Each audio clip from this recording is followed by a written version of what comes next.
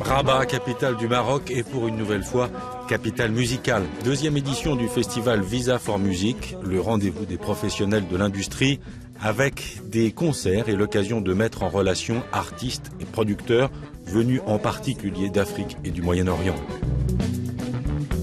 Brahim El Maznet a fondé et dirige cette rencontre musicale déjà connue à travers le monde. La plupart des artistes qui étaient programmés l'année dernière ont réussi à avoir des dates dans des festivals très prestigieux à travers le monde, en Europe, aux États-Unis, au Canada, mais aussi au Moyen-Orient.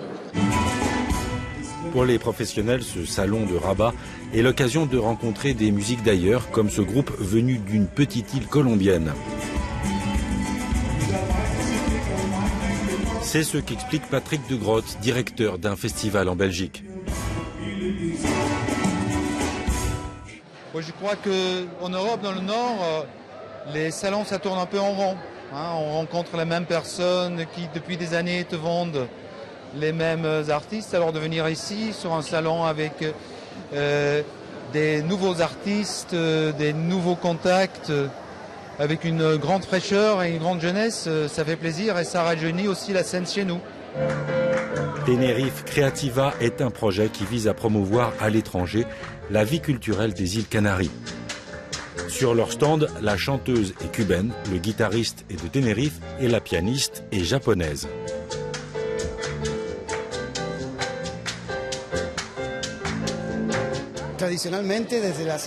Les îles Canaries sont plutôt tournées vers l'Europe et l'Amérique, mais on réalise peu à peu que nous appartenons au continent africain, que nous avons là-bas beaucoup d'opportunités et qu'on peut organiser des partenariats avec quantité de sociétés que nous rencontrons ici. À Rabat cette année, Wesley, un autre artiste venu d'une île, il est né à Port-au-Prince en Haïti et vit maintenant à Montréal au Canada.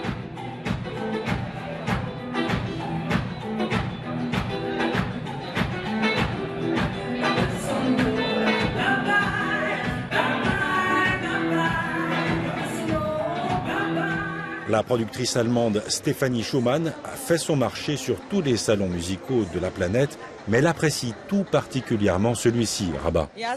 Oui, il y a beaucoup de salons de musique, mais les plus petits sont les plus intéressants. Dans les grands salons, les gens sont sur les nerfs et c'est difficile de prendre le temps pour parler. Ici, c'est bien plus facile de faire connaissance et de nouer des contacts plus étroits. Gabacho Maro Connection est un groupe franco-hispano-marocain qui mélange différents styles musicaux et depuis 3 ans, il tourne en concert à travers le monde. M6 Zanzan est lui marocain, il a lancé lors de l'édition 2014 de Visa for Music un projet vidéoclip. Cette année, je viens juste en spectateur pour voir s'il y a des développements dans ce domaine ou s'il n'y en a pas. C'est bien d'être à nouveau là en 2015. J'ai vu de nouveaux projets, fait de nouvelles rencontres avec des gens qui viennent de l'étranger. Tout est bien. Je viens du Kenya, je suis une chanteuse et j'ai un groupe.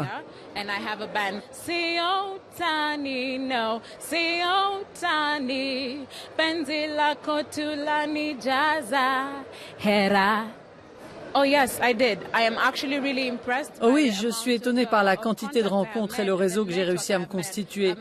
J'ai rencontré tellement de gens, de producteurs, de managers et de professionnels qui ont beaucoup d'expérience. De gens avec qui je peux travailler et qui ont un avenir professionnel dans la musique.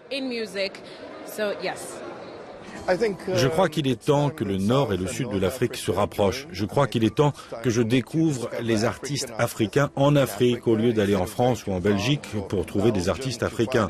Je voulais savoir ce qu'il en était et je suis très impressionné. C'est très bien. Jbara est un chanteur marocain qui mixe musique traditionnelle avec du rock classique. Pendant 4 jours, une soixantaine de groupes et d'artistes se sont produits sur la scène de Visa for Music.